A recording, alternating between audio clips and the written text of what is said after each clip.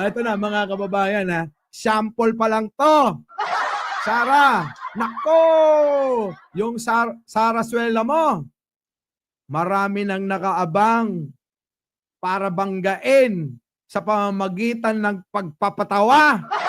Oo, ng dating mga kasama nyo. Eto na. Oh, pasok. Hello ulit sa inyo!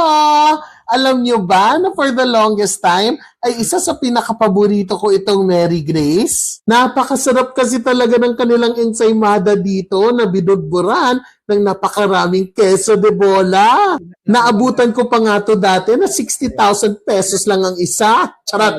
Pero ngayon daw, 125 million na. Charat. Ewan ko nga ba lately kung bakit nagkikrave ako sa ensaymada nila. Kung kaya naman hindi ko napigilan at napabili talaga ako. Kaya tara, sabay na natin tikman. Oh my God, ang lambot